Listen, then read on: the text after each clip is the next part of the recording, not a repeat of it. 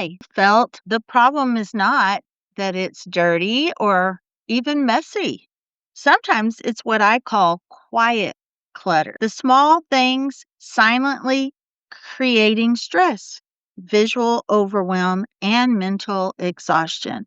My name is Carrie. I'm with Fullerton Professional Organizing.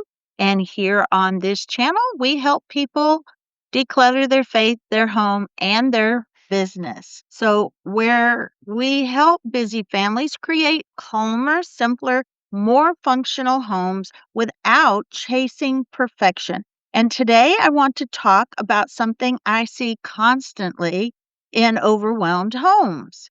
Many people think clutter only means piles and piles of things, but clutter can also be visual noise, unfinished decisions, too many items competing for your attention, systems that no longer work, objects creating mental fatigue. And often these quieter forms of clutter are what make a home feel heavy and stressful even after cleaning. So let's talk about 10 things quietly making your home feel cluttered. One is overloaded flat surfaces, counters, nightstands, dressers, kitchen tables, bathroom counters. Flat surfaces become visual magnets because it's where people tend to just put things down. When too many items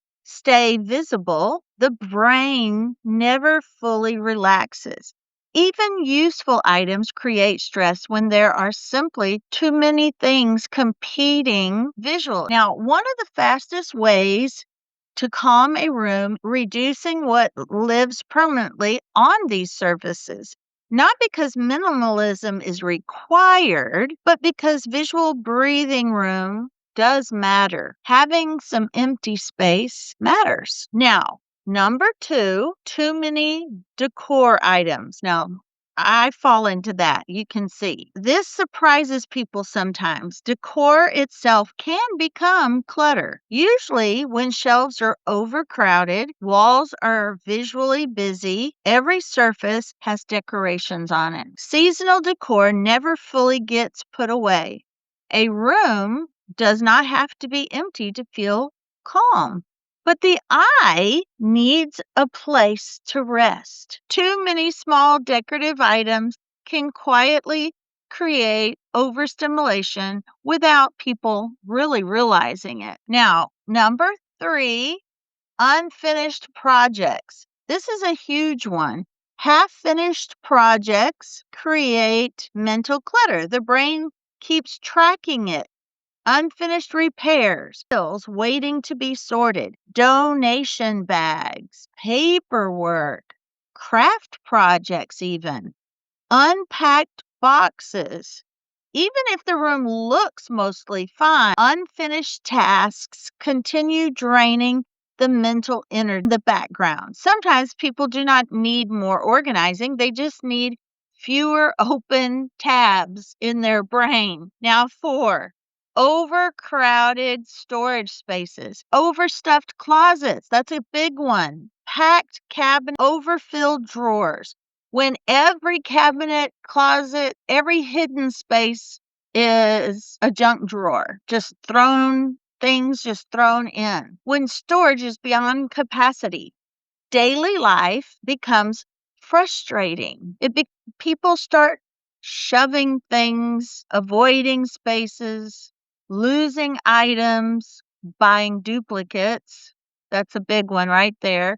Creating outside clutter piles. One of the biggest organizing truths is this: if everything barely fits, the home will never stay manageable for very long. Homes need margin, they need space, they need little blank areas. Here, nothing on the wall here, nothing on the wall. Of course, I've got every shelf covered. So give yourself grace. Not just storage, but a little bit of empty space. Now, five, paper clutter.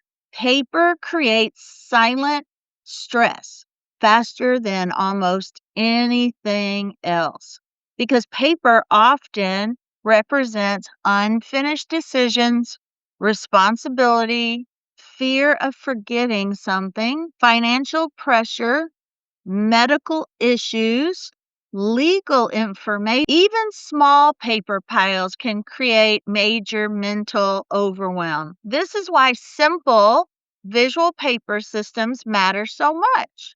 Now, number 6, too many small items. Tiny items create massive visual clutter. Examples: cords, hair products, water bottles.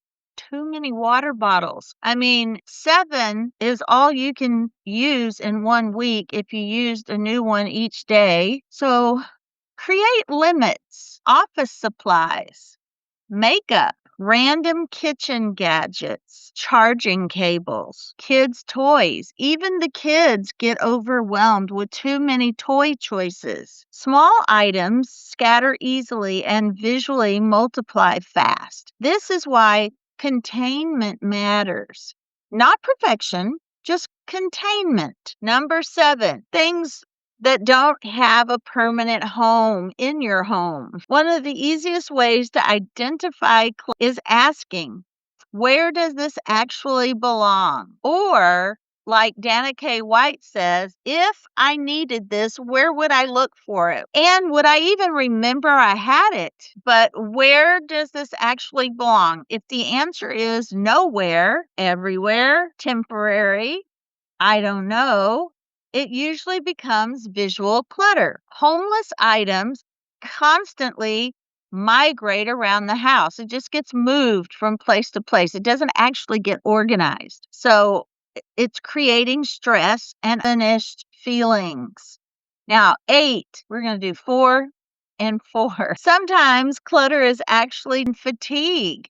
People delay decisions about what to keep, what to donate, where things belong, projects and future projects, sentimental items, and delayed decisions eventually become physical clutter. This is especially common during times of transition, like grief, burnout, depression, caregiving, major life transitions. Overwhelmed people often do not need better, harder systems. They need better systems, easier systems, simple systems. They need fewer decisions. Now, 9, many overwhelmed homes become giant reminder systems. Sticky notes, files, objects left out intentionally, stacks by the door. People are often afraid if they put something away, they will forget it exists. This is incredibly common in ADHD households.